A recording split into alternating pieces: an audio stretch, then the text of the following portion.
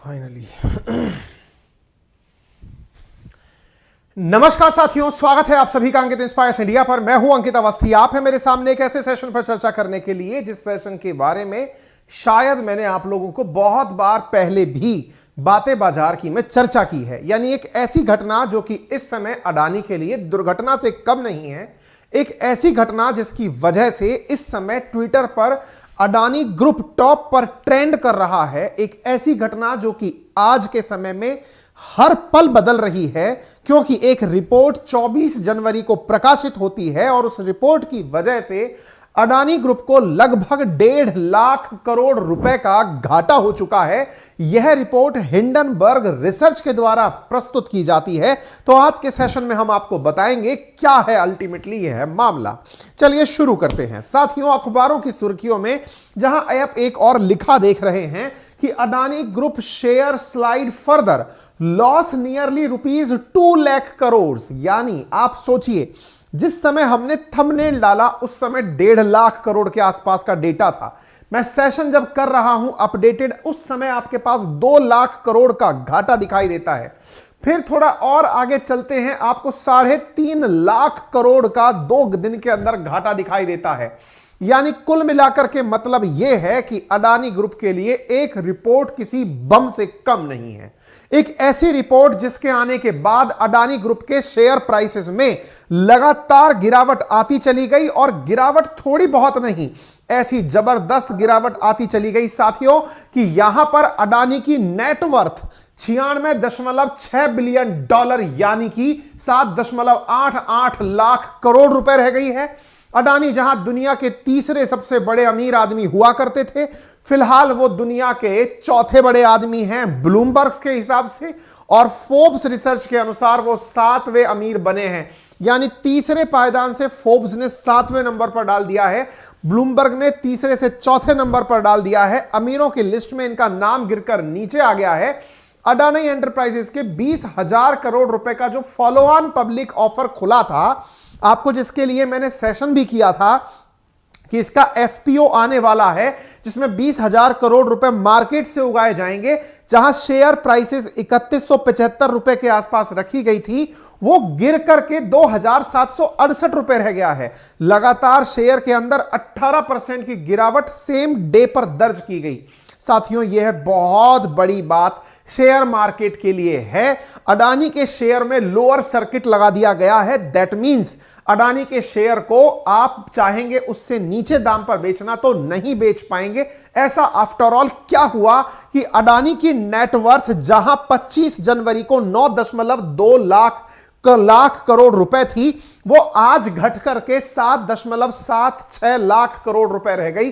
ऐसा क्या है जिस रिपोर्ट के चलते अडानी एंटरप्राइजेस के 2 दिन के अंदर जो शेयर के भाव हैं उनमें लगातार 16, 25, 10, 31, 26, 27% की गिरावट और हजारों करोड़ का नुकसान होता हुआ दिख रहा है। यहां पर आप देख सकते हैं। आंकड़ा है कि मार्केट में जहां अडानी ग्रुप का खुद का पैसा कम हुआ वो तो ठीक है, इसके साथ साथ पूरे मार्केट ने 4 लाख करोड़ रुपए गिरा दिए हैं, गंवा दिए हैं। ऐसा क्या है? ऐसा है एक रिपोर्ट जिसका नाम है हिंडनबर्ग रिपोर्ट। ये क्या है रिपोर्ट जिसके चलते इस समय एक इन्वेस्टर अपना भविष्य कैलकुलेट कर रहा है कि मेरा कितना नुकसान हो गया है, वहीं दूसरी तरफ सब लोग एक प्रकार से यहां पर एक वेब सीरीज को याद कर रहे हैं, जिसमें जब ये स्कैम हुआ था, स्कैम नाम से जो वेब सीरीज है, जिसमें कि ये तुषार मेहता क्या है इसका नाम, ये कहता है कि अगर मैं गिरा तो मैं सबको गिराऊंगा। इस प्रकार का दृश्य बन रहा है अडानी के बारे में, जहां ब्लूमबर्ग उसकी लगातार रिपोर्ट नीचे गिरा रहा है। जहां 3 नंबर पर गौतम अडानी हुआ करते थे, 19 जनवरी 2023 को उनका डेटा गिरकर चौथे नंबर पर पहुंच गया है $113 बिलियन के साथ, और लगातार गौतम अडानी फोर्ब्स की लिस्ट के अंदर गिरते हुए 7वें नंबर पर पहुंच गए। ऐसा क्या है, यह अगर आपके दिमाग में आ चुका है तो विस्तार पूर्वक इस घटना के बारे में बताएंगे, लेकिन उससे पहले आप छोटी सी गुजारिश सुन लीजिए। गुजारिश यह है कि इस जानकारी को ज्यादा से ज्यादा साथियों से साझा अभी कर दीजिए। ज्यादा जानकारी साझा करने का लाभ इसलिए है क्योंकि इस सेशन में उस रिपोर्ट के माध्यम से हम आपके सामने कुछ ऐसी बातें रखेंगे जो कि आप सबको जानना जरूरी है, क्योंकि अल्टीमेटली पैसा आपका लगा हुआ होता है मार्केट में, इसलिए आप इस चीज को जरूर जाने जो मैं आपके साथ करने जा रहा हूं। हालांकि आप में से बहुत सारे लोग अभी तक स्टॉक के बारे में अपनी अपनी कोई ना कोई राय बना चुके होंगे, लेकिन फिर भी अगर आप चाहते हैं स्टॉक मार्केट में किस रिपोर्ट पर कैसे रिएक्ट करना है, विशेष रूप से तब जब किसी शेयर के अंदर लोअर सर्किट लगा हुआ हो, मार्केट टूट रहा हो, क्या उस समय इन्वेस्टमेंट करने का सही समय होता है? अगर आपके दिमाग में ये आइडियाज हैं तो जाइए मैं आपको एक किताब सजेस्ट करता हूं, नाम है इसका स्टॉक से पैसा कैसे कमाएं, क्योंकि शॉर्ट सेल करके ही ये जो कंपनी हिंडनबर्ग है ये पैसे कमाती है। इसका भी हम आपको पूरा काम बताएंगे, सब कुछ को यहां पर लपेटेंगे, लेकिन फिलहाल के लिए मैंने एक बुक सजेस्ट की है जो कि इस समय उपलब्ध है कुकू एफएम पर। कुकू एफएम का लिंक है कमेंट बॉक्स और डिस्क्रिप्शन में, जहां पर 10,000 से ज्यादा किताबें आपको ऑडियो बुक के फॉर्मेट में सुनने के लिए उपलब्ध हैं। जहां मार्केट में एक किताब 300 रुपए के आसपास पड़ती है, 10 किताबें भी अगर पढ़ते हो तो 3,000 की किताबें होती है, लेकिन यहां तो बात 10,000 किताबों की है। ऐसी स्थिति में यदि आप चाहते हो उन 10,000 किताबों को महीने भर सुनना, तो आपको यह ऑफर बहुत ही सस्ते दाम में दिया जा रहा है। और कितना? यदि आप फ्रीडम 60 रेफरल कोड यूज करते हैं तो 26 से लेकर 29 जनवरी में यदि आपने हमारे द्वारा दिए गए लिंक पर क्लिक करके कोड से परचेज कर लिया तो आपको मात्र 39 रुपीस के अंदर 10,000 किताबें, वो भी पूरे एक महीने के लिए सुनने को मिल जाती हैं। तो अभी जाइए, लिंक पर क्लिक करिए और कोड यूज करिएगा फ्रीडम 60। मैंने आपके लिए यहां पर तरीका बता दिया है, लिंक पर क्लिक करेंगे, कोड पुट करेंगे और आपके यहां पर सीधा 99 की जगह प्राइस कट के 39 रह जाएगा। और वर्थ है ₹1 के अंदर प्रतिदिन अगर आपको नॉलेज मिल जाए ना, तो ये बहुत बड़ी बात है, ठीक है ना। चलिए तो शुरू करते हैं। अब ये क्या है कहानी? साथियों, एक हिंडनबर्ग रिसर्च नाम की अमेरिकी रिसर्च एजेंसी है। रिसर्च एजेंसी का मतलब ये कंपनियों के बारे में अपनी रिसर्च करती है, और ये रिसर्च एजेंसी अपने द्वारा एक न्यूज प्रकाशित करती है, और वो ये है, Adani group, how the world's third richest man is pulling the largest con in corporate history. Largest con in corporate history इस समय यह इन्वर्टेड कॉमाज में प्रचलित हो रहा है, चर्चित हो रहा है। वैसे तो यदि आपको मालूम हो तो नेटफ्लिक्स पर एक वेब सीरीज भी है कॉनमैन के नाम से। वैसे तो आपको यह मालूम होगा कि अक्सर जो फरेबी या फिर धोखाधड़ी करने वाले लोग होते हैं, they are known as conmen, गुंडे, गूंस। लेकिन यहां पर लिखा जा रहा है largest con in corporate history. क्यों लिख रहा है?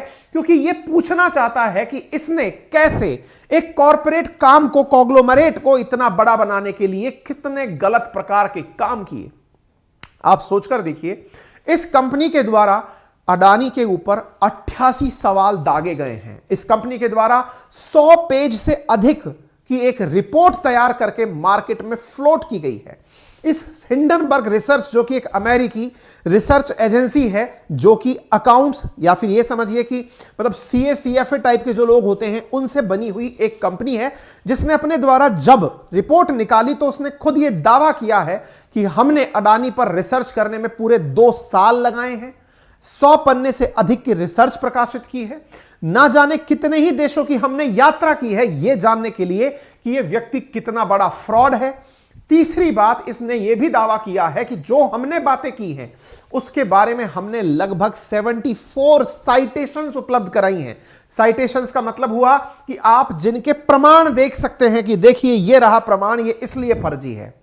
इसके दावों को अगर देखा जाए तो वो दावे तो हम आपसे चर्चा में लाएंगे ही, जो बड़े बड़े दावे हैं। 102 पेज की रिपोर्ट है, मैं उसके अंदर कुछ प्रमुख मुद्दे आपसे डिस्कस कर सकता हूं।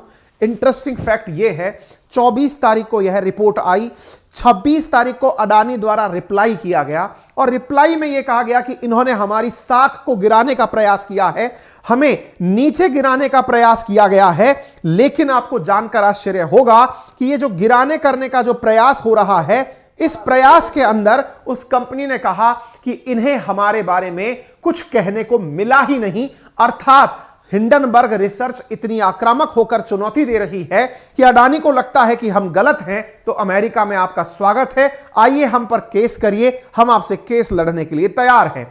इतना पुख्ता तरीके से अगर कोई कंपनी किसी के बारे में बवाल काट रही है तो निश्चित ही एक चिंता का विषय हो सकता है। चलिए चर्चा करते हैं क्या कहा गया है।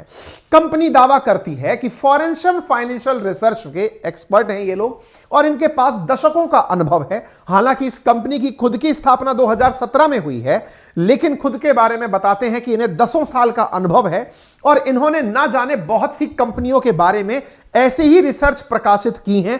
और जब जब हिंडनबर्ग की रिसर्च किसी कंपनी के बारे में प्रकाशित होती है तो उस कंपनी को जबरदस्त लॉस होता है।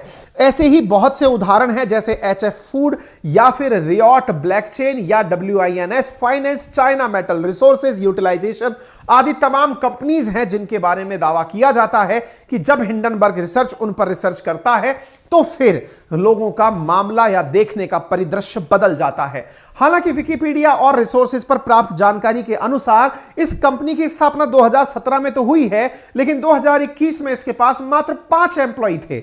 हालांकि इस बात से एक प्रभाव बड़ा क्रिएट होता है कि 5 एम्प्लॉयज की एक कंपनी जिसके द्वारा प्रकाशित रिसर्च ने पूरे भारत को झकझोर के रख दिया है। ऐसा लग रहा है कि ना जाने कितना बड़ा बॉम्ब आके गिर गया है। हालांकि इस बात से हम फिर भी वास्ता कम इसलिए रखते हैं कि समटाइम्स कंपनीज अपने एम्प्लॉयज कम दिखाती हैं, मैक्सिमम काम आउटसोर्स करती हैं। अर्थात जिस प्रकार से दुनिया के प्रमुख पैसे वाले लोगों के अंदर जो कंपनीज हैं उनमें अक्सर ऐसा देखा गया है कि वो कंपनीज सामान्यतः खुद पर जिम्मेदारी ना लेकर काम को आउटसोर्स करती हैं। ठीक है, खैर आइए आगे बढ़ते हैं। तो इस कंपनी की एक खासियत और भी है, मैं वो भी बता देता हूं ताकि भविष्य में इस कंपनी पर भी जब हम सवाल खड़े करें तो आपको समझ में आ जाए। ये कंपनी शॉर्ट सेलिंग के लिए जानी जाती है, बाद में बताऊंगा ये क्या होता है। इस कंपनी का आरोप क्या है? आरोप है कि अडानी ग्रुप ने टैक्स हेवन कहे जाने वाले देशों का गलत तरीके से इस्तेमाल किया और शेयर की कीमतों को मैनिपुलेट किया। इसका मतलब क्या होता है थोड़ा सा समझिएगा। टैक्स हेवन, भारत के आसपास बहुत सारे ऐसे देश हैं जिनके यहां पर टैक्सेशन के नाम पर कुछ वसूला ही नहीं जाता। उदाहरण के लिए, या फिर बहुत ही नॉमिनल पैसे वसूले जाते हैं। उदाहरण के लिए यदि मैं आपके सामने विकल्प रखूं सिंगापुर का, सिंगापुर एक ऐसा देश है जो अपनी कंपनी से बहुत कम टैक्स वसूलता है। इस वजह से बड़ी कंपनीज अपने खुद के जो मुख्य ऑफिसेज हैं या कंपनी का मुख्यालय सिंगापुर जाकर बसा देती हैं। वहां से वो अपने इन्वेस्टमेंट के रूप में अपने मेन कंपनी के अंदर जो इंडिया में काम कर रही है उसमें पैसे लेती है। ऐसा फ्लिपकार्ट ने भी किया हुआ है, आप उसे देख सकते हैं। सामान्यतः टैक्स हेवन में जाने का लाभ यह होता है, जैसे बड़ी कंपनीज जो इंडिया में काम करती हैं उन्हें इंडियन गवर्नमेंट के अनुसार टैक्सेशन देना पड़ता है, चाहे जैसे आप कॉर्पोरेट टैक्स के रूप में समझ लीजिए, या फिर आय पर लगने वाला इनकम टैक्स, या फिर लगने वाला GST। इन तमाम प्रकार के टैक्सेशन से बचाव के लिए कंपनीज अपने आप के मुख्यालय बाहर बना लेती हैं। तो कंपनी पर आरोप है, अडानी पर, कि इन्होंने अपने साथ में बहुत सारी छोटी छोटी शेल कंपनीज बनाई। शेल कंपनीज का मतलब फर्जी कंपनीज बना करके देश के बाहर स्थापित की और उनमें पैसा पहुंचाया और उन कंपनी से पैसा अपने पास लिया, उन कंपनीज को लाभ स्थानांतरित किया और इस प्रकार से उनके प्रॉफिट से अपना मुनाफा कमाया, क्योंकि उन्हें टैक्स देना नहीं पड़ा। एक आरोप तो इसके ऊपर यह है। अगर आपको याद हो तो यह दूसरा आरोप समझाने से पहले हमारा जो दूसरा चैनल है बातें बाजार की, जिस पर मैं अभी कुछ दिनों से सेशन नहीं कर पा रहा हूं, लेकिन क्या सेशन किए हैं उस पर, समय के अभाव में कुछ दिनों से सेशन नहीं आ पा रहे हैं। उसमें मैंने एक सेशन किया था 23 जनवरी को, 3-4 दिन पहले। उसमें मैंने एक चीज पढ़ाई थी आपको, कर्ज से करोड़पति बने अडानी। उसमें मैंने आपको बताया था कि अडानी के ऊपर कितना ज्यादा कर्ज है। अडानी के कर्ज पर अगर ब्याज अलाउ कर दिया जाए, यानी अडानी जो कि लगभग 2 लाख करोड़ रुपए का कर्जदार है भारत की बैंकों से, अगर उन पर 10% औसत का भी ब्याज अप्लाई कर दिया जाए तो वो जितना ब्याज बनता है ना इसके ऊपर कर्ज से, उतना तो इसकी कंपनियों का मुनाफा भी नहीं है। ये तो हिंडनबर्ग ने रिसर्च नहीं की थी, ये मेरी अपनी रिसर्च थी जो मैंने आपके साथ में इस सेशन में साझा की है बातें बाजार की। अगर फुर्सत मिले तो देख लीजिएगा। मैंने आपको एक सेशन और किया था कि कैसे यह व्यक्ति 100 रुपए से लेकर दुनिया का सबसे अमीर शख्स बना। इस पर बातें बाजार की पर मैंने कम से कम 4-5 सेशन किए हैं। अगर वहां के सेशंस भी आप प्रॉपर तरीके से अडानी के बारे में सुन लोगे ना तो हिंडनबर्ग की रिसर्च समझ में आ जाएगी। वो रिसर्च भी बहुत हद तक हमने जो तथ्य आपके सामने निकाले हैं उनसे जुड़ी हुई है। जहां पहला तथ्य इस कंपनी के द्वारा यानी हिंडनबर्ग रिसर्च के द्वारा अडानी पर सेल्स यानी कि इस प्रकार के फर्जी कंपनी बनाने की बातों का है, वहीं दूसरा आरोप है कि अडानी के ऊपर कर्ज बहुत है। और कर्ज जो है वो हमने अपने सेशन में दिखाया भी था कि अडानी को अडानी पर अगर केवल टैक्स लगा दिया जाए ना तो भारत सरकार को खूब मुनाफा हो सकता है। खैर एनीवे, तो यहां पर यह कहा गया, दूसरी चीज जो कहा गई कि इसके ऊपर जबरदस्त कर्ज है। तीसरी बात जो इसमें उजागर की गई, हालांकि 102 पेज की रिपोर्ट है, उसमें 88 सवाल हैं जो उस कंपनी ने, उसके मतलब हिंडनबर्ग रिसर्च ने गौतम अडानी पर दागे हैं। लेकिन इसके अलावा एक चीज और यहां पर है, और वो ये है कि इस कंपनी के अधिकांश पदों पर बैठे हुए जो लोग हैं, कौन सी कंपनी, गौतम अडानी की, जो अडानी की जितनी भी कंपनीज हैं उनमें इसके अपने ही परिवार के सदस्यों को इसने पदों पर बिठा रखा है। यानी कंपनी के अंदर अगर कॉर्पोरेट गवर्नेंस जैसी बातें की जाए तो उनको बिल्कुल यहां पर एब्सेंट ही पाया जाता है।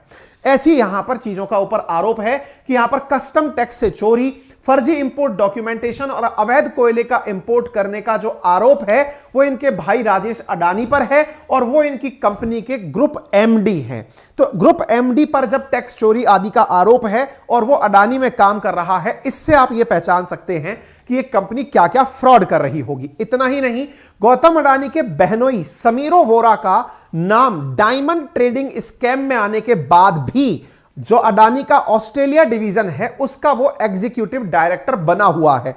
इन कंपनी, इसका हिंडनबर्ग रिसर्च का अडानी पर आरोप है कि भाई इस व्यक्ति ने अपने परिवार के सभी सदस्यों को अपनी कंपनीज में बड़े बड़े पदों पर सेटल कर रखा है, और ऐसे ऐसे लोग इन पदों पर शुमार हैं जिनके ऊपर बड़े बड़े आरोप हैं, और उन आरोपों के बावजूद भी वो लोग पदों पर बैठे हैं। इसका मतलब है कि ये पूरी कॉन्स्पिरेसी चल रही है। इस रिसर्च फर्म का दावा है कि उसने करीब 2 सालों तक रिपोर्ट के बाद में यह रिपोर्ट बनाई है, रिसर्च के बाद में यह रिपोर्ट बनाई है, जिसे तैयार करने के लिए कंपनी ने अडानी ग्रुप के पूर्व अधिकारियों और कुछ अन्य लोगों से बात की और कई दस्तावेज भी खंगाले हैं। यहां पर यह रिपोर्ट के कुछ पेजेस मैंने आपके सामने दिखाए हैं। अब मैं आपको यहां पर बताना चाहूंगा कि जिस चीज पर इसने प्रकाशित दिमाग लगाया है वो क्या है। कहा गया है कि अडानी ग्रुप ने, कैसे संभव है कि अपनी कंपनी का मुनाफा या मार्केट कैपिटलाइजेशन 3 साल में 1398% ज्यादा कर लिया। ध्यान से सुनिएगा, इसके पीछे की वजह को भी मैं आपको एक्सप्लेन करने का प्रयास करूंगा। कैसे एक कंपनी जिसका नाम है अडानी ट्रांसमिशन, उसका मुनाफा 700, उसका मार्केट कैप 729% बढ़ जाता है। इसने ना केवल इन सवालों पर ध्यान आकर्षित किया है, बल्कि यह भी कहा है कि जो कंपनी अपना शेयर 2020 में मात्र 208 रुपए का रखती थी, ऐसा उस कंपनी ने क्या कर दिया जिससे कि उसका शेयर 4000 रुपए पहुंच गया वर्ष 2022 में। अडानी ग्रुप ने ऐसा क्या कर दिया कि शेयर की कीमतों में 20 गुना इजाफा हुआ। अब आपके दिमाग में भी आएगा कि यार बात तो आप सही कह रहे हो, ऐसी भी लोगों को क्या लगन लग गई कि हां भाई इस कंपनी के शेयर खरीद लो। है ना, दिमाग आएगा ना आपके। चलिए, अब तो मैंने आपको जो चीजें दिखाई वो आपको वो चीजें दिखाई जो इसने कही हैं। अब अपना भी एक बार छोटा सा बीच में संवाद कर लेते हैं जो ज्यादा जरूरी है। आपके दिमाग में एक प्रश्न आकर अटक चुका है। अब क्या अटक चुका है? यार शेयर मार्केट में कंपनीज हैं, चल रही हैं, शेयर के भाव बढ़ रहे हैं, बढ़ने भी चाहिए, लेकिन सवाल तो वहीं की वहीं खड़ा है सर, दुनिया बेवकूफ थोड़ी है। 200 का शेयर 400 में खरीद क्यों रही है? शेयर महंगे हुए होंगे तभी तो खरीद रही होगी। पॉइंट आपका भी है, ध्यान से सुनना और इस बात को थोड़ा समझने का प्रयास करना, तब जाकर के आपको समझ में आएगा कि कॉन्स्पिरेसी असल में हो कहां रही है। ठीक है, दोबारा सुनिए। आपके दिमाग में पहला प्रश्न बनेगा, माना सर कि 200 रुपए का शेयर था 2020 में, मान लिया एक बार, लेकिन एक बात बताओ, 2020 में 200 का शेयर 2022 में 4000 का हो गया, 20 टाइम्स बढ़ गया। मैंने कहा हां, 20 टाइम्स बढ़ा तभी ना सर जब लोग खरीदार बन के आ गए, अरे भाई साहब मुझे दे दो यार, मैं शेयर खरीदना चाहता हूं, तभी तो मांग बढ़ी तब जाके प्राइसेस बढ़ गए। इसमें तो मतलब सो सिंपल एज दैट। मांग क्यों बढ़ी? अरे सर उसने परफॉर्म अच्छे से किया होगा ना, तो मांग बढ़ी होगी। फिर आप में से किसी का दिमाग में आएगा कि सर आपको नहीं पता, कांग्रेस तो कहती है, केजरीवाल जी तो कहते हैं, क्या अंबानी अडानी सरकार के साथ, केंद्र सरकार के साथ मिले हुए हैं। अब आपके दिमाग में लेकिन यह समझ में नहीं आता होगा कि अल्टीमेटली केंद्र सरकार अडानी को मुनाफा देती कैसे है ना। मतलब देखो, आप में से बहुत सारे लोग एक आर्ग्यूमेंट से अक्सर उलझते हुए पाए जाते हैं। मान लिया कि साहब जो भी पैसा दिया जाता है अंबानी अडानी को, वो पैसा सरकार के द्वारा दिया जाता होगा, लेकिन शेयर मार्केट में तो सब कुछ स्पष्ट होता है। फिर सरकार का कैसे योगदान होता है, समझाओ सर। है 200 का शेयर उठ के 4000 पे जा रहा है, मांग बढ़ रही है तो प्राइस बढ़ रहा है, सरकार से कनेक्शन क्यों जोड़ा जाता है? अब मैं आपको बताता हूं कैसे जोड़ा जाता है। अब सुनिए आप आंसर। आप जानते हैं भारत की एक सबसे अधिक फायदा कमाने वाली इंश्योरेंस कंपनी है, भारत सरकार की है, नाम है उसका लाइफ इंश्योरेंस कॉरपोरेशन, जिसको आप LIC के नाम से जानते हैं। LIC जो आपका जीवन आपके बाद भी सुरक्षित करती है, इस प्रकार का विज्ञापन करती है। इंश्योरेंस लेते हैं आप लोग, आपके घर में आपके रिश्तेदार ने किसी ना किसी को चिपकाया होगा। LIC सरकारी कंपनी है। अच्छा अब आप सोचो, मैं एक सरकारी कंपनी का कर्ता धरता हूं, LIC का कर्ता धरता हूं। LIC अब क्या करती है कि अपने कुल पैसे में से, LIC के पास खूब पैसा है क्योंकि भारतीयों में डर बहुत है, और भाई साहब ले लिया इंश्योरेंस। LIC अपने कुल धन में से 74,000 करोड़ रुपया, कितना 74,000 करोड़ रुपया, ये डेटा है, अडानी के शेयर खरीदने में लगा देती है।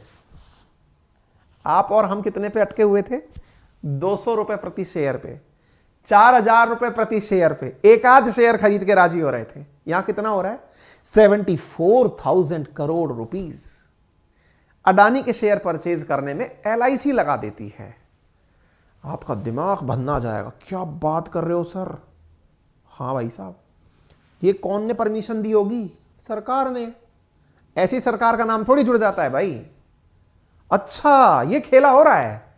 फिर और हमने कहा ऐसा ही आरोप SBI पर है। सर SBI पर तो लोन देने का आरोप है। हमने कहा नहीं, लोन तो देती ही है, लेकिन वो भी तो अपना पैसा शेयर मार्केट में डालती है, और SBI के माध्यम से पैसा ऐसे ही हजारों करोड़ में अडानी के शेयर परचेज करने में गया है।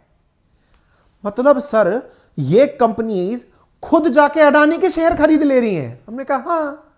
तो बोले इसका मतलब यह हुआ, आपको अचानक देखेगा कि यार जो शेयर में खरीदने गया था उसको तो बहुत महंगे प्राइस पर कोई दूसरी कंपनी खरीद चुकी है।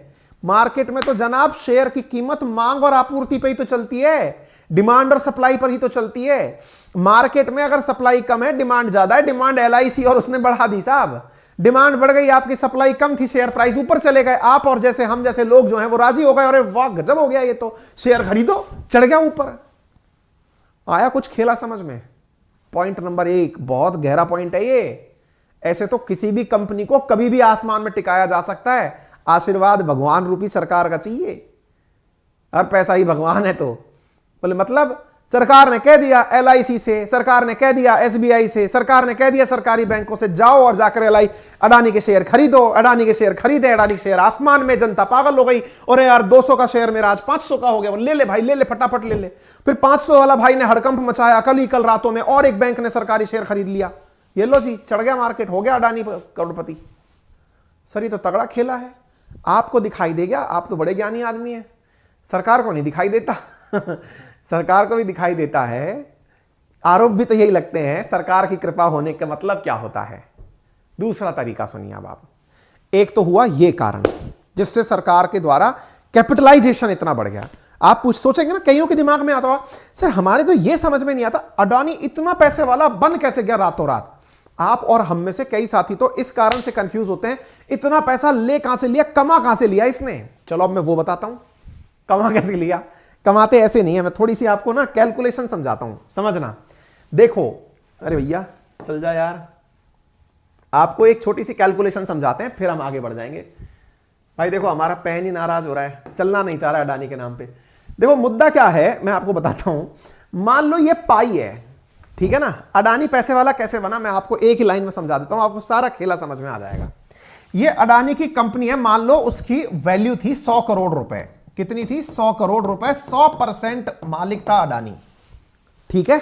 अच्छा, अडानी पैसे वाला कैसे बना? आप में से कईयों को लगता होगा यार ऐसा कौन सा इसको कुबेर का खजाना हाथ लगा कि ये दुनिया के अंदर टॉप 3 में पहुंच गया। अभी सब समझ में आ जाएगा। अडानी ने क्या किया, अपनी कंपनी को मान लो मैंने ऐसे 4 भागों में बांट दिया, 25%, 25%, 25% और 25% बांट दिया।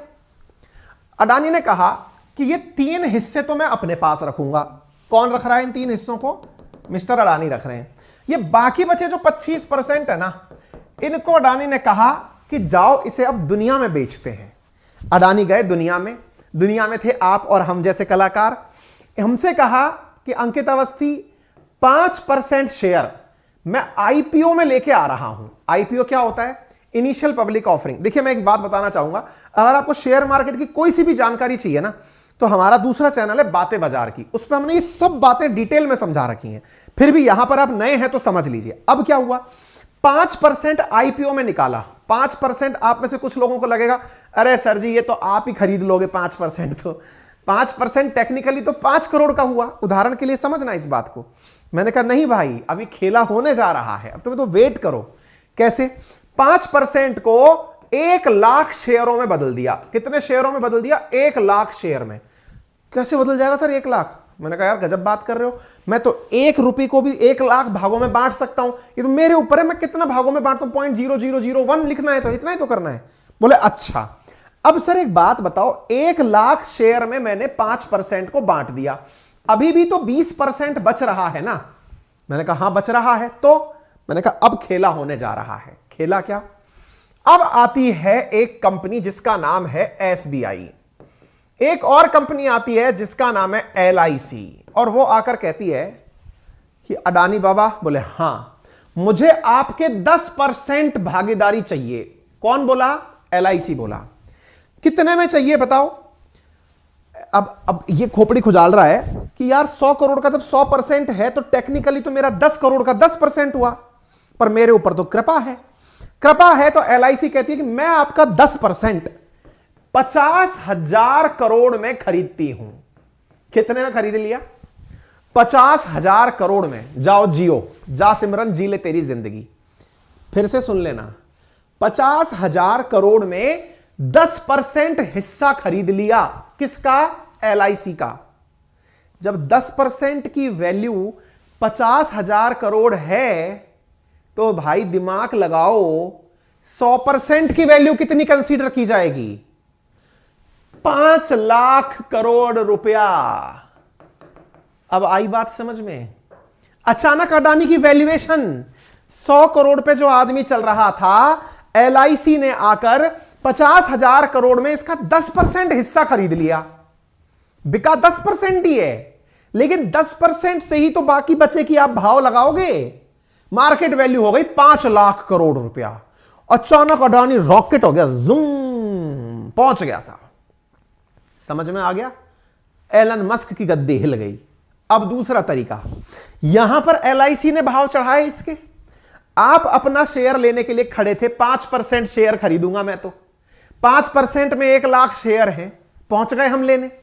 भाई साहब अब यहां पर 50,000 करोड़ के जब 10% शेयर बिके हैं, तो ये जो 5% शेयर है ना, ये 25,000 करोड़ के हो गए।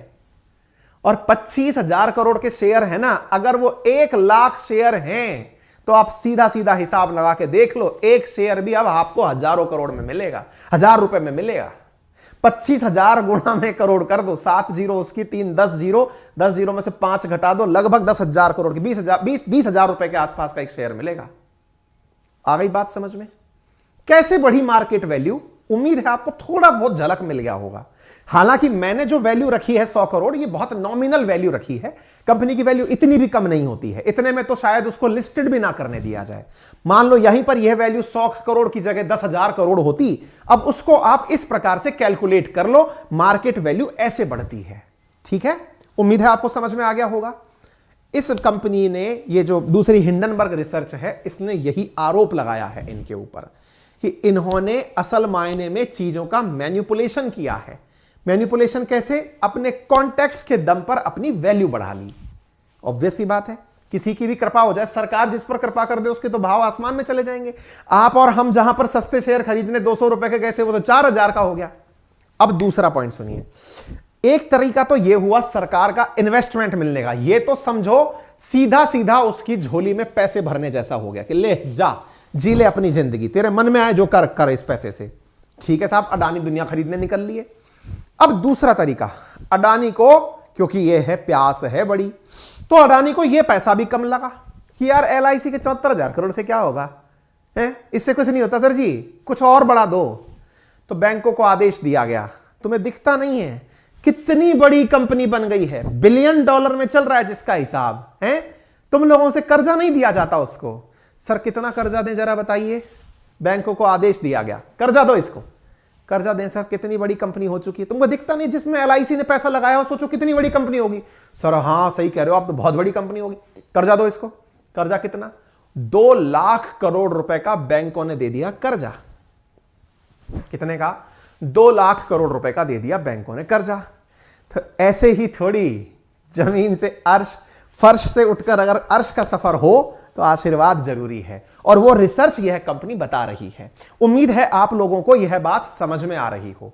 Gadani group has repeatedly faced allegation of corruption, money laundering and theft of tax payers money. और तो और मुनाफा बचा उसको बाहर से राउटिंग करके अंदर ले आए। अडानी को यह खबर लग गई थी बहुत पहले ही, क्योंकि अडानी के ऊपर एक और कंपनी है क्रेडिट स्विस नाम से, उसने 2022 के सितंबर में निकाल के बता दिया था कि इनके ऊपर 2 लाख करोड़ नहीं 2.5 लाख करोड़ रुपए का कर्ज है। अरे तभी तो मैंने सेशन किया था कर्ज से करोड़पति। तब इनकी रिपोर्ट आई थी, क्रेडिट स्विस नाम की कंपनी थी, क्रेडिट साइट नाम की रिपोर्ट थी। जब वो आई तो फिर ये जनाब आए इंटरव्यू देने, अरे लोगों में मेरी इमेज खराब ना हो जाए। या आपको क्या लग रहा था, किसकी? आपको लग रहा था राहुल गांधी जी के कहने से ये इंटरव्यू देने आए हैं? या आपको लग रहा था रवीश कुमार जी ने NDTV छोड़ दिया इसलिए मजबूरी में गौतम अडानी चल करके आ गए? ये गौतम अडानी है, सरकारें इधर उधर हो रही हैं इसके नाम पे भाई। तो बोले इसका मतलब समझो। आपको लग रहा था, कईयों को लगा कि रवीश कुमार जी आजकल NDTV बाहर निकल करके सब जगह भाषण देते फिर रहे हैं, अब इसकी इमेज पर सवाल आ गया। इसको थोड़ी चुनाव लड़ना है, इसकी इमेज पर सवाल आ गया। ये तो तब भी बाहर नहीं निकला था इंटरव्यू देने जिस समय पूरी कांग्रेस पीछे पड़ी थी, पूरी तरह केजरीवाल पीछे पड़े थे, हाथ में पन्ना लिए फिर रहे, देखो इसने क्या कर दिया, देखो इसने क्या कर दिया। ये तब भी निकले नहीं थे। लेकिन क्रेडिट स्विस जैसी कंपनी ने जब इनका पूरा की पूरा प्रकाशित किया काला चिट्ठा, और जब इनको पता चल गया कि हिंडनबर्ग रिसर्च आ रही है, 27 तारीख यानी आज इनका FPO आने वाला था, फॉलो ऑन पब्लिक ऑफरिंग आने वाली थी। IPO के बाद ये एडिशनल अपने शेयर और बेचने वाले थे, जिसके लिए इन्होंने कुछ 3176 रुपए के आसपास प्रति शेयर का भाव भी फिक्स करके रखा था। ये अपनी इमेज बनाने बाहर आए थे कि लोगों को यह ना लगे कि मेरे पास में पैसा नहीं है या जो पैसा है वो फर्जी है। ऐसी स्थिति में ये लोगों तक जहां जहां जा रहे हैं, इंडिया टुडे को इंटरव्यू दे रहे हैं साहब, इंडिया टीवी को इंटरव्यू दे रहे हैं साहब, जो मिल रहा है ले लो साहब, इंटरव्यू ले लो बस हैं। तो ऐसी जगह पर लोगों को लगा नहीं यार ये तो मेहनती आदमी है, मेहनत करके पहुंचा है, कॉन्टेक्स्ट मेहरबान है भाई साहब अडानी जी के ऊपर। अब आप सोचिए, इनसे पूछा गया कि सर आपने इतना कर्जा ले लिया, चुकाओगे कैसे? अरे गजब बात कर दी। फिर कुछ कंपनियां बनाएंगे, उन कंपनियों से 2026 से 28 के बीच में उनका भी IPO ले आएंगे। IPO का मतलब इनिशियल पब्लिक ऑफरिंग, लोगों से फिर पैसा उगा लेंगे। साहब कृपा है आपके ऊपर प्रभु की, ठीक है ना। तो अडानी ग्रुप ने फिर, अब आप पूछेंगे सर एक कंपनी की आप रिपोर्ट पर इतना विश्वास कैसे कर सकते हो? हैं आपने, आपके हिसाब से तो वो कंपनी सही है और हमारी देश की जनता बेवकूफ है, सरकार बेवकूफ है, LIC बेवकूफ है। मैं ऐसा नहीं कहता, मैं तो सिंपल सी बात है जी, मैं कौन हूं? मैं मोटा सा आदमी हूं, लेकिन मतलब कद बहुत छोटा है मेरा, है ना। कद बहुत छोटा है का मतलब मेरा ये नहीं है कि मैं 2 फुटिया हूं, होने को तो पूरा 6 फुटिया हूं, लेकिन मुसीबत ये है कि मैं बोलने वाला, मैं बहुत छोटा सा आदमी हूं, है ना। ये व्यक्ति क्या कह रहा है आपसे कि इसने क्या कहा, उसने क्या कहा, किसने क्या किया, बस मैं इतना ही तो करता हूं। ऐसे ही क्रम में अडानी ग्रुप का क्या कहना है वो सुन लो। अडानी ग्रुप का कहना है कि वह अपनी प्रमुख कंपनी के शेयर बिक्री को नुकसान पहुंचाने के प्रयास के तहत बिना सोचे विचारे काम करने के लिए अमेरिकी financial research company Hindenburg research के खिलाफ दंडात्मक कार्रवाई लेकर कानूनी विकल्पों पर गौर करेंगे। ग्रुप की ओर से कहा गया है कि हिंडनबर्ग ने रिसर्च से गलत इरादे से बिना कोई शोध और पूरी जानकारी के इसे प्रकाशित किया है और इससे हमारे निवेशकों पर गलत प्रभाव पड़ा है। धन्यवाद अडानी जी, आपने अपने द्वारा 25 जनवरी को मीडिया स्टेटमेंट जारी किया, बहुत बढ़िया, लेकिन लोगों के अंदर डर खत्म नहीं हुआ। जब डर खत्म नहीं हुआ, आपने हिंडनबर्ग पर जब ऐसी बात बोली, हिंडनबर्ग के बोलने के बावजूद भी आपका शेयर FPO पर जहां 3200 रेट उम्मीद कर रहा था वो 2768 पर आकर टिक गया है और अभी तक नीचे जा रहा है। वो तो इसके ऊपर लोअर कैप लगा दिया गया है। हमने इसके ऊपर सेशन किया था जब ये एफपीओ लाने वाले थे कि मुनाफा कमाने के लिए हो जाइए तैयार, क्योंकि जिस तरह की प्लानिंग चल रही थी उसे देखकर लग रहा था कि इनका शेयर कमाई देकर जाएगा, लेकिन उल्टे पड़ गए दांव। एफपीओ आना था आज, लेकिन फेला मार जाएगा, वैल्यू नहीं उठ पाएगी इसकी। अब हिंडनबर्ग इस बात पर क्या बोला? हिंडनबर्ग ने कहा ठीक है, मोस्ट वेलकम है, अगर अडानी ग्रुप गंभीर है तो उसे अमेरिका में आकर मुकदमा दायर कर देना चाहिए, हम काम करते हैं, कानूनी प्रक्रिया का पालन करने के लिए तैयार हैं। हिंडनबर्ग ने यह जवाब दे दिया, ये लीजिए अवर रेस्पॉन्स टू अडानी।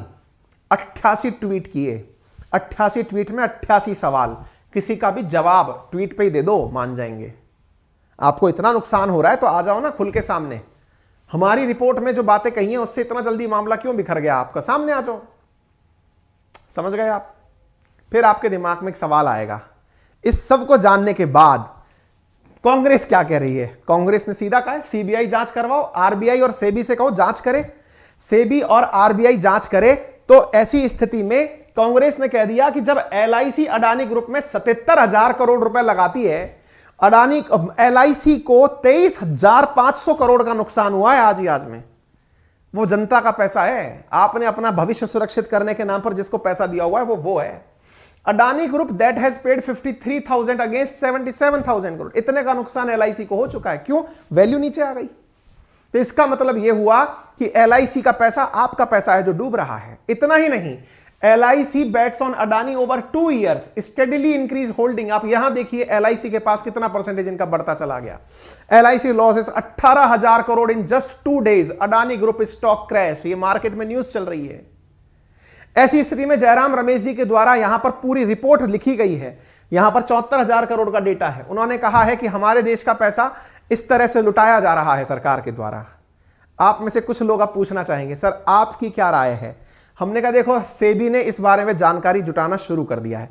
सेबी किसी को नहीं छोड़ती, ये तो कुछ नहीं है। इससे पहले सहारा श्री हुए थे, उनको भी सेबी ने पकड़ लिया था, पकड़ करके पूरी जांच जुटाई थी और जांच करके सारा मामला सामने लाकर रख दिया था। कितने भी प्रभावशाली क्यों ना हो, सेबी अगर अपनी जांच शुरू कर देती है तो वो किसी भी बात में पीछे नहीं छोड़ती। हालांकि यह रिपोर्ट है, ऑफिशियली कोई भी जानकारी बाहर नहीं आई है, security exchange board of India. लेकिन इसके बावजूद भी आपके पास में एक सवाल बचा रह जाएगा और वो सवाल ये है, आपकी क्या राय, मेरी क्या राय है? ना तो भाई मैं सीए हूं, ना मैं कानूनी जानकार हूं, ना मैं राजनेता हूं, फिर भी जितनी भी खबर आपकी तरह मैंने पढ़ी उसका कंक्लूजन मेरे पास भी निकालने का अधिकार तो है। क्या कहां जा रही है सारी चीजें?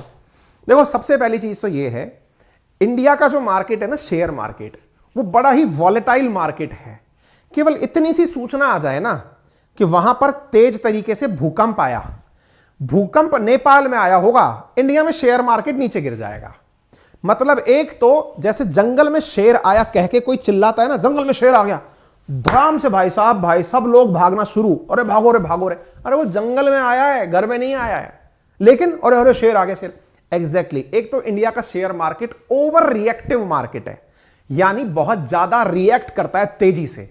रिएक्शन की वजह से शेयर मार्केट बहुत जल्दी नीचे आता है। यदि आप शेयर मार्केट में ताजा एंट्री किए हैं तो आपसे केवल इतनी सी गुजारिश है, यह शेयर मार्केट का नेचर है, इतनी सी खबर से नीचे आ जाना, छोटी सी खबर से ऊपर उठ जाना। जैसे जब अडानी ने एनडीटीवी खरीदा, जो कि बहुत छोटी डील थी, उसने पहले से कर्जा दे रखा था, इस बात की शेयर मार्केट ने इतनी खुशी बना ली कि ऊपर चल दिया, क्या हा मजा आ गया। तो शेयर मार्केट में सोचिए ना, 10 करोड़ से अधिक एंजल उसके क्या बोलते हैं ना, डीमेट के अकाउंट खुले हुए हैं। जब 10 करोड़ डीमेट अकाउंट खोले तो लोग, कोई हर आदमी थोड़ी ना इकोनॉमिस्ट बन के बैठा हुआ है, बस खोल लिया अकाउंट, सबने अकाउंट खोल लिए, ट्रेडिंग कर लिए, पता है नहीं, एनडीटीवी खरीद लिया और मजा आ जाएगा। क्यों? क्योंकि हम सूचनाओं से चलते हैं, सूचना आ गई ये है, हम धड़ाम से नीचे आ गए। अब थोड़ा सा एक और पंक्ति बढ़ाते हैं। तो पहली चीज, शेयर मार्केट सूचनाओं से प्रभावित होने वाला मार्केट है, उसमें धड़ाम से नीचे आना, धड़ाम से ऊपर जाना, ये उसकी ओरिजिनल पहचान है, ठीक है, क्योंकि उसमें हर आदमी बुद्धिमान नहीं है जो ट्रेडिंग कर रहा है। तो पहली चीज आपसे गुजारिश है, इस बात से प्रभावित होकर के अरे भाई साहब अब तो डूब ही गए रे, पता चले शेयर बेच दो, मेरी राय है ऐसा कोई हरकत मत करना। बेस्ट टाइमिंग होता है शॉर्ट सेल के समय पैसे लगा के शेयर खरीदना। अगर वास्तविकता अगर आपको लगता है ना जितने भी शेयर सस्ते में मिल सकते हैं, हालांकि फिर से ये ओपिनियन देना राइटफुली ठीक नहीं है, इंडिया का ट्रेंड बता देता हूं, वर्ल्ड का ट्रेंड बता देता हूं, मार्केट जब नीचे जाता है दुनिया उस शेयर को खरीद लेती है। मैं क्योंकि अधिकृत नहीं हूं आपको यह कहने के लिए कि आप ऐसा करें, मैं दुनिया के रेफरेंस में बोल रहा हूं कि लोग ऐसा करते हैं, ठीक है, जो कि एक अच्छी चीज है क्योंकि फॉरेन इंस्टीट्यूशंस भी ऐसे ही पैसा लगाते हैं, ठीक है। अच्छा, तो नीचे जाते हुए मार्केट को लोग सस्ते में खरीदते हैं क्योंकि पता है ये फिर से उठेगा। तीसरी चीज, सर ये कहीं फर्जी निकला तो हमारा तो सारा पैसा चकनाचूर हो जाएगा। आपको क्या लगता है, अगर पैसा दिया गया है तो वो फिजिकली कहीं इन्वेस्ट भी हुआ होगा? अभी जिस बात को आपने सुना और अपने मन में एक पिक्चर बनाई, क्या कि LIC ने इतना पैसा दे दिया, तो वो पैसा अडानी ने जेब में भर करके रख नहीं लिया है, वो उस पैसे को भी इन्वेस्ट तो कर ही रहा है ना। चाहे देश के पोर्ट बनाने में कर रहा हो, चाहे सड़कें बनाने में कर रहा हो, चाहे हवाई जहाज खरीदने में, चाहे पेट्रोकेमिकल बनाने में, चाहे कुछ भी करने में इन्वेस्टमेंट हो रहा है। उस पैसे को कोई जेब में रख के नहीं बैठ सकता, सरकार भी जानती है, ठीक है। इसका मतलब दूसरा तथ्य भी जान लीजिए, LIC केवल अडानी में ही पैसा नहीं लगाती है, इसलिए कहते हैं अधूरी जानकारी नुकसानदायक होती है। तो LIC ऐसा करके कई कंपनियों में पैसे लगाती है, अडानी नहीं। LIC तो अपना मुनाफा कमाती ही ऐसे है। सरकार भी आपसे जो पैसे इन्वेस्ट कराती है वो ऐसे ही लगाती है। म्यूचुअल फंड और हैं क्या? म्यूचुअल फंड्स यही तो हैं। म्यूचुअल फंड्स में आपका पैसा शेयर मार्केट में ही लगाया जाता है। तो LIC भी यही काम करती है, और वो केवल अडानी नहीं, वो जो भी ब्लू चिप कंपनियां हैं उन सब में इन्वेस्ट किया जाता है, और ब्लू चिप कंपनी में ज्यादा इन्वेस्ट किया जाता है। तो इस बात से भी पैनिक होने की आवश्यकता नहीं है। मैंने जानकारी आपको इसलिए दी क्योंकि इस कंपनी ने जानकारी निकाली है। चौथी बात, सर उस कंपनी के रिसर्च को क्यों ना मान लिया जाए? सही है वो, बिल्कुल मान लो, गलत किसने कहा है, लेकिन मानने से पहले थोड़ा सा विचार करो। जिस कंपनी में कुल 5 लोग काम कर रहे हैं, वो कहती है कि उसने 2 साल तक रिसर्च की है।